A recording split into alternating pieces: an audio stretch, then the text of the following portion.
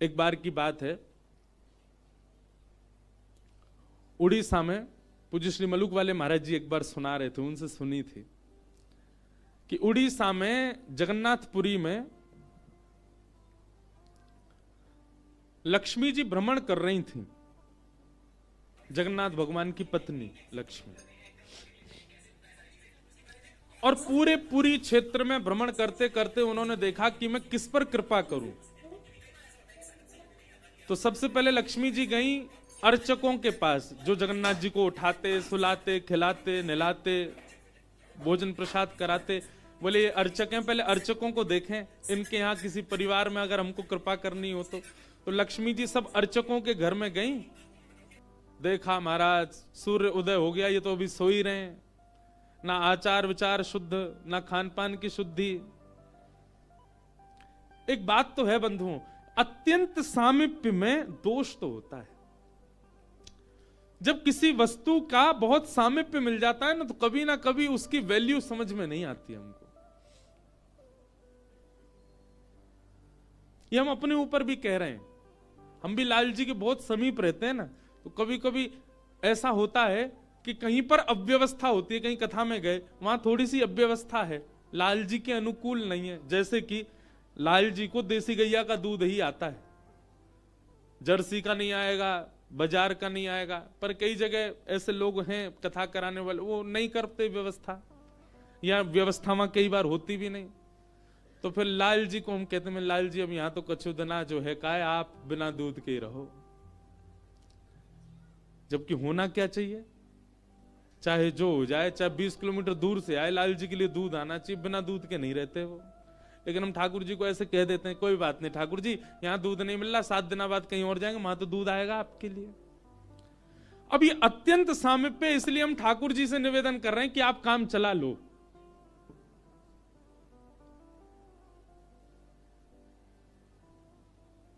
महाराज जब नया नया ब्याह होता है ना घर की लाली का, तो दामाद जी पहली बार जब घर आते हो, दामाद जी कोई डिमांड कर दें कि ये मिठाई खानी है, तो सारे जितने घर के साले होते हैं, घर के बड़े, वो 50 किलोमीटर भागते हैं, जीजा जी के लिए लेके आना है, उन्होंने मांगा है।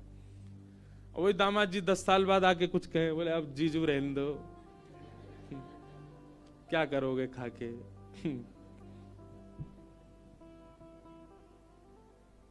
या फिर पहले ही फोन कर देते हैं, आप आएंगे, वो रास्ते में ही पड़ेगी दुकान, खुद ही लिया ना।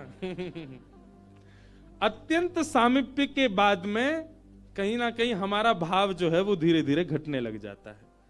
कभी कभी मैं आपसे भी निवेदन करूं, ठाकुर जी से भी विरह मांगो, हे नाथ कहीं मैं आपके बहुत समीप ना आ जाऊं, बहुत समीप आकर के कहीं मैं आपके प्रति मेरा भाव कम ना हो जाए। तो लक्ष्मी जी ने देखा महाराज सबरे पुजारी, अर्चक, साधक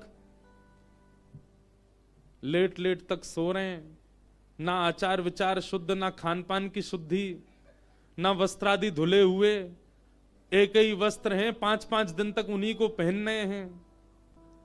लक्ष्मी जी बोली ये मेरे रहने लायक स्थान नहीं है, इसको यहां नहीं आऊंगी मैं। और तभी लक्ष्मी जी ने आगे जाकर के देखा कि वह परिवार जिनको झाड़ू लगाने की सेवा थी, नाली आदि साफ करने की सेवा थी, जिनको मंदिर में प्रवेश तक नहीं करने दिया जाता, उनके घर में गोबर का चौका, सब ब्रह्म मुहूर्त में उठ गए हैं, तुलसी जी को जल दे रहे हैं, घर में बिल्कुल शुद्ध भोजन बन रहा है, आचार विचार की शुद्धि, हाथ स्वच्छ हैं, पैर बच, जन्म से उनकी जाति कहीं ऊंची नहीं है, लेकिन बाकी सब कुछ उनका स्वस्थ था, बिल्कुल शुद्ध था। एक बात याद रखना बंधु, लक्ष्मी जी की कृपा चाहते हैं ना, पवित्र रहना प्रारंभ कर दो। लक्ष्मी जी को पवित्रता बहुत प्रिय है। आपने आज जो वस्त्र पहने, कल अगर आपने पहन लिए, लक्ष्मी जी तुरंत चली जाएंगी। इतनी भी अपवित्रता लक्ष्मी जी को प्रिय नहीं है। लक्ष्मी जी बोली ये अच्छी है, इसके यहां मैं जाऊंगी। लक्ष्मी जी प्रत्यक्ष प्रकट हो गई उनके घर में जाकर के। अब वे तो बेचारे छोटे मोटे लोग, बेचारे ज्यादा धनवान तो थे नहीं। उन्होंने जब देखा कि अत्यंत गहने पहन रखे हैं, ऐसी मधुर सुगंधी आ रही है, रूप देख करके नेत्रों के पलक नहीं झपके जा रहे, सबने दंडवत प्रणाम किया। बोले आपका परिचय? बोले हम जगन्नाथ जी की गृहिणी हैं, साक्षात लक्ष्मी। वे सब घर के लोग, अरे हमारे घर का तो जल भी आपके स्पर्श योग्य नहीं है, हम तो ऐसे लोग हैं, हम तो नीचे लोग हैं। ये लक्ष्मी जी बोली ये सब बात नहीं करो, हम लोग ठाकुर जी ये सब विचार नहीं करते। तुम्हारा आचरण देखो कितना शुद्ध, तुम्हारे व्यवहार कितना शुद्ध, तुम्हारी बुद्धि कितनी शुद्ध है। और सुनो, चौकी लगाओ, जो भी घर में बना है प्रत्यक्ष थाल में पधराओ, हम तुम्हारे यहां प्रसाद पा करके जाएंगे।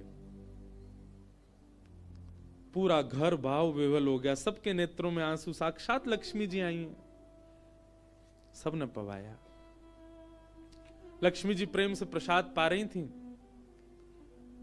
तभी जगन्नाथ जी के बगल में ही विराजती हैं सुभद्रा जी, सुभद्रा जी के बगल में विराजते हैं श्री बलराम जी। बलराम जी भ्रमण कर रहे थे पुरी में, भ्रमण करते करते वो घर घरों में झांक के देख रहे थे क्या हो रहा है। जैसे ही उस घर में झांक के देखा तो श्री लक्ष्मी जी प्रसाद पा रहे हैं। बलराम जी बोले राम राम राम राम राम राम, ये झाड़ू पोंछा बर्तन करने वाले लोग, इनके यहां पर चले जाओ, इन पे कृपा करो, पर भैया इनके यहां तो भक्ष भक्ष भी बनता होगा, मांस भी बनता होगा, और ये लक्ष्मी जी यहां बैठ करके प्रसाद पा रही, हमारी घर की बेटी, हमारी घर की बहू, बिल्कुल आचार विचार की शुद्धि नहीं रखी। नाक फूल गई। परिवार में 2-3 लोग ऐसे होते हैं उनकी नाक बहुत जल्दी फूल जाती है। पहले तो जेठ जी, दूसरी ननद जी, तीसरे फूफा जी हैं? इनकी नाक बहुत जल्दी फूल जाती है। ये हम यहां पे अगर कोई बैठे हो, जेठ जी, ननद जी, फूफा जी, बुरा नहीं मानना, आपके भी जेठ ननद फूफा होंगे, उनकी भी देखना नाक फूली रहती। बलराम जी की नाक फूल गई महाराज, आकर के कुछ बोले तो नहीं, मंदिर में आके बैठ गए। जगन्नाथपुरी में जो भात बनता है ना, इसीलिए जगन्नाथपुरी में एकादशी नियम नहीं है। क्यों? क्योंकि वहां जो भात निर्मित होता है, ऐसा मान्यता है कि वो लक्ष्मी स्वयं अपने हाथ से बनाती है। जगन्नाथपुरी की रसोई घर में जितने भी हमारे अर्चक लगते हैं, प्रसाद बनाने वाले, उन सबको मानसी भाव से ऐसी भावना रखनी पड़ती है कि हम जगन्नाथ जी की गृहिणी लक्ष्मी हैं, तभी वो भात निर्मित करके ठाकुर जी को पधरा सकते हैं, नहीं तो ठाकुर जी भोग नहीं लगाते। इसीलिए जगन्नाथपुरी में एकादशी का भाव नहीं। क्यों? एकादशी के दिन अन्न में पाप का निवास होता है, और लक्ष्मी जिस अन्न को छू दे उसमें पाप कैसे आ सकता है? इसलिए एकादशी के दिन तो स्कंद पुराण में कहते हैं आकंठ पाना चाहिए, मतलब जितना रोज पाते हो उससे दुगना पाना चाहिए एकादशी वाले दिन जगन्नाथपुरी में, क्योंकि लक्ष्मी जी ने बनाया है। तो लक्ष्मी जी प्रसाद बनाती हैं। जैसे ही भोग रखा गया जगन्नाथ जी के आगे, बलभद्र सुभद्रा जी तुरंत हाथ पांव धो के बैठ गए। बलराम जी अपने सिंहासन से ही नहीं उठे, नाक फुला के बैठे हैं। जगन्नाथ जी बोले भैया आ जाओ, भोग आएगा, हमें नहीं पाना, तुम लोग पाओ। क्यों, क्या हो गया? अब क्या बोले, अब तो सब आचार विचार सब खत्म हो चुका है। परमात्मा होते हुए भी हमारे यहां आचार विचार नहीं चल रहा है, तो फिर इंसान क्या आचार विचार का पालन करेगा? जगन्नाथ जी बोले भाई कोई बात पे बुरा मान गए जे, तो इनसे बात करें। जगन्नाथ जी गए, भैया कहा भयो, आप इतने उदास क्यों, इतने नाराज क्यों? सब बात बताई बलराम जी ने। बोले लक्ष्मी जी आज सुबह सुबह एक ऐसे के घर में गई और वहां जाके प्रसाद पा रही थी, बिल्कुल विचार नहीं किया, कहां शुद्धता कहां अपवित्रता। हम तो इनके हाथ का बना भोजन नहीं करेंगे। अब जगन्नाथ जी बड़ी दुविधा में पड़ गए। यदि पाऊं तो भैया नाराज बैठे, भैया कहेंगे मैं नाराज हूं, इससे को कोई फर्क नहीं पड़ा है, फिर भी पा रहा है। और नहीं पाऊं तो लक्ष्मी जी टेढ़ी टेढ़ी देख रही हैं कि मैंने बनाया, ये पा क्यों नहीं रहे। जगन्नाथ जी बोले लक्ष्मी जी को तो मना लिया जाएगा बाद में, पर ये नहीं माने ना, ये तो शेषनाग हैं, इनको ज्यादा ही क्रोध आ गया तो जोर से सिर हिला देंगे, प्रलय और हो जाएगा। जगन्नाथ जी ने लक्ष्मी जी से कहा देखो भैया नहीं पा रहे तो हम भी नहीं पाएंगे। लक्ष्मी जी बोले कोई बात नहीं, एक दिन नहीं पाया, दूसरे दिन फिर लक्ष्मी जी ने बनाया, फिर नहीं पाया। तीसरे दिन फिर लक्ष्मी जी ने प्रसाद पधराया, फिर नहीं पाया। तो लक्ष्मी जी बोली, भाई कोई बात है तो हमसे बोलो सीधे, ये प्रसाद रोज छोड़ देना, ये कैसा तरीका है आपका नाराज होने का। कहीं बलराम जी बोलते हुए सुन लिए लक्ष्मी जी ने कि भाई इनके हाथ का बना हम नहीं पाएंगे। लक्ष्मी जी ने जाकर के जगन्नाथ जी से कहा, देखो संपूर्ण जगन्नाथपुरी में प्रसाद बनाने की सेवा हमारी, और आपके भैया कह रहे हैं कि हमारे हाथ का बना पाएंगे नहीं। जब हमारी सेवा लेनी नहीं तो फिर हम यहां क्यों रहें, इसलिए आप हमको आज्ञा दें। अब हम जहां हमारा सुख है हम वहां चले जाते हैं, हम चले जाते हैं श्री क्षेत्र से। जगन्नाथ प्रभु कुछ, अच्छा जगन्नाथ जी को भी लीला करनी है इसलिए वो कुछ नहीं बोले। अब कुछ नहीं बोले तो लक्ष्मी जी समझ गई, बोले मौन मतलब हाँ ही होता है।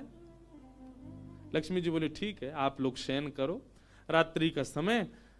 बलभद्र सुभद्रा जगन्नाथ जी के कपाट बंद हो गए। लक्ष्मी जी बोली अब हम जा रही हैं, और मंदिर से श्री लक्ष्मी जी चली गई। प्रातः काल ब्रह्म मुहूर्त का समय हुआ। महाराज जगन्नाथ जी बलराम जी जैसे ही उठे तो क्या पाया, नीचे फर्श पे पड़े थे।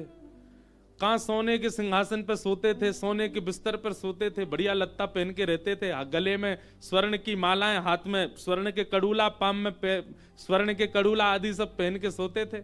लेकिन लक्ष्मी चली गई तो सब चला गया। सवेरे उठे तो फर्श पे पड़े थे। बलराम जी बोले लाला जी कहाँ है गो, हमारे सिंहासन वगैरह कहां चले गए। ठाकुर जी बोले लक्ष्मी जी चली गई ना, लक्ष्मी तो मतलब सब होता है।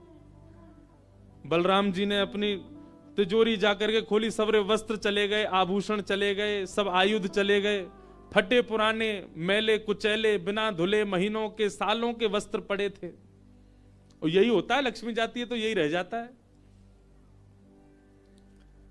लेकिन बलराम जी भी अपनी पूरी उसमें थे, बोले कि हम भी कुछ नहीं कहेंगे, ठीक है जैसे हैं वैसे रह लेंगे, कोई लक्ष्मी जी के जाने से हम पे फर्क थोड़ी पड़ रहा है।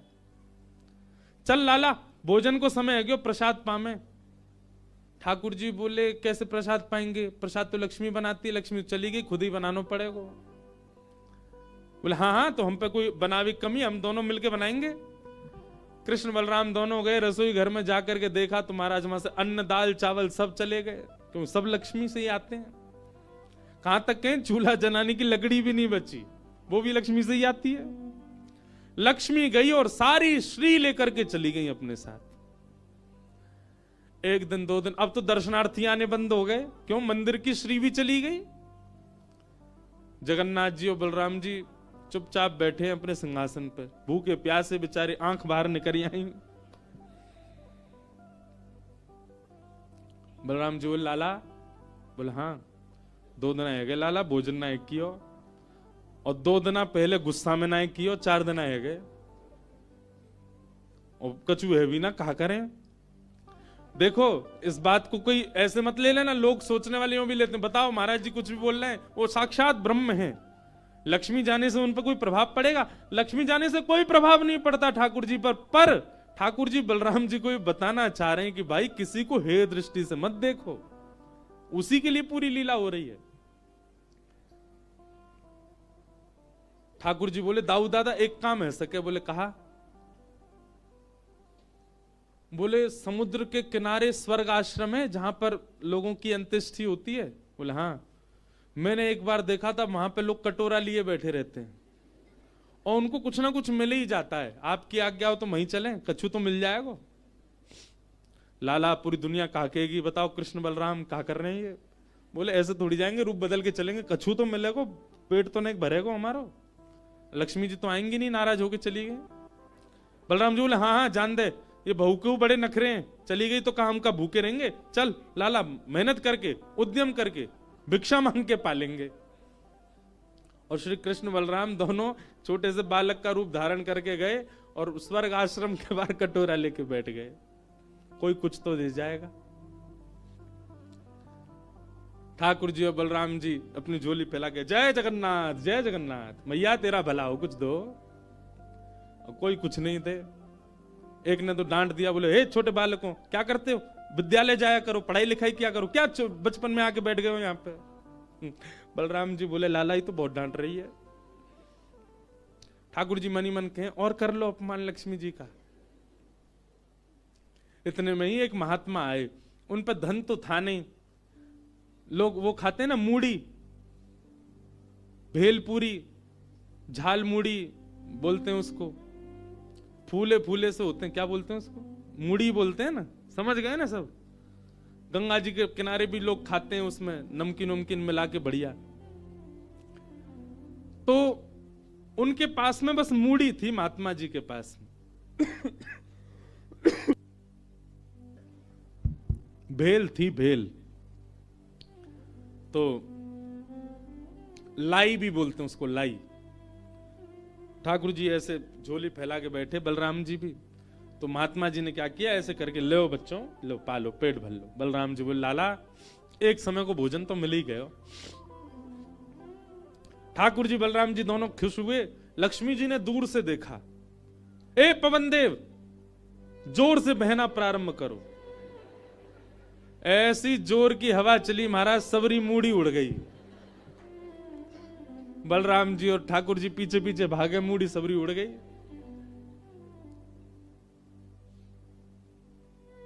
बलराम जी बोले लाला ये क्या हो गया? बोले भैया हम संकोच में कुछ कहते नहीं, आप बड़े भैया हो, पर हम एक बात कहें, ये लक्ष्मी के बिना सब हाल हो रहा है हमारा।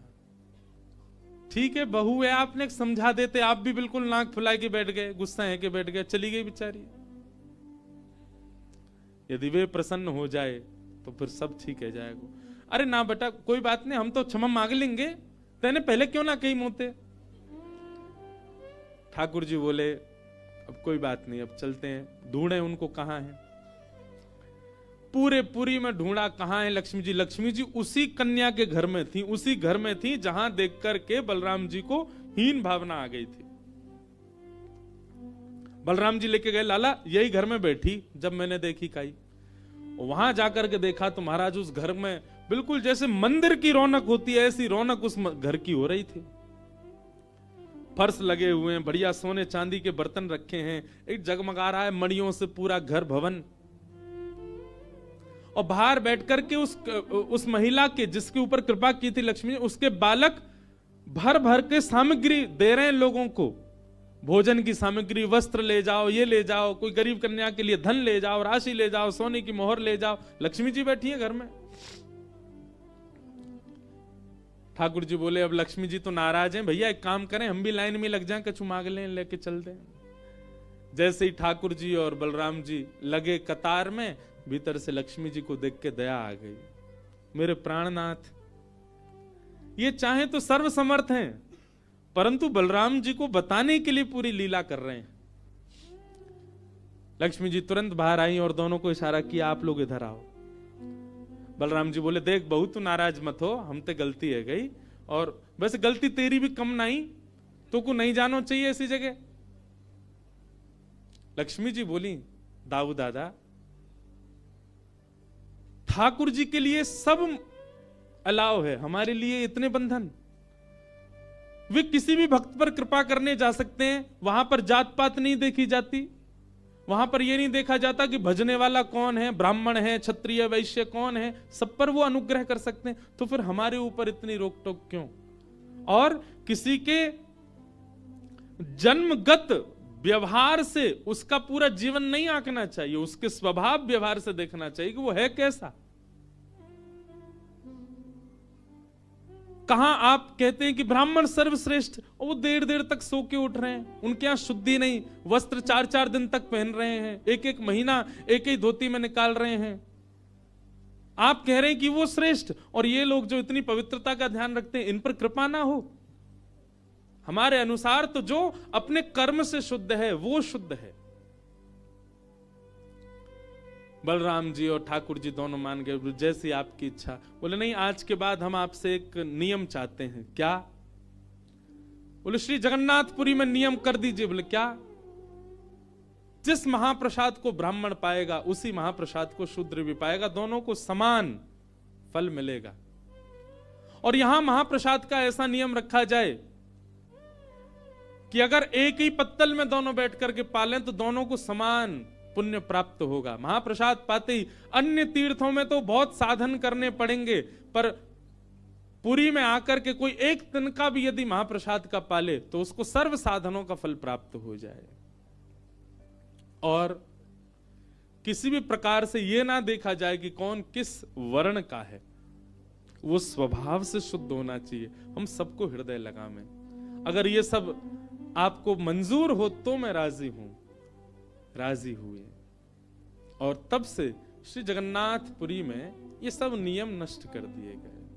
महाप्रभु जी सबके लिए सुलभ हो गए। कहां तक कहें, जब ठाकुर जी बीमार होते हैं ना, तो ठाकुर जी की सेवा ब्राह्मण नहीं करते, अन्य वर्गों की ही सेवा होती है श्री ठाकुर जी की। वे ही ठाकुर जी को अंतरंग भाव से सेवा करते हैं, उन्हीं से ही ठाकुर जी प्रसन्न होते हैं। तो व्यक्ति का व्यवहार, स्वभाव, उसकी विचारधारा वो उच्च होनी चाहिए। वो जन्म से कौन है इससे फर्क नहीं पड़ता। सनातनी परंपरा है, परंपरा का निर्वहन होना चाहिए, परंपरा का पालन होना चाहिए, परंतु हे दृष्टि के साथ ठाकुर जी नहीं रखते तो हम क्यों रखें। तो रैदास जी को ठाकुर जी प्राप्त हुए। Thanks for watching video, like, share and subscribe.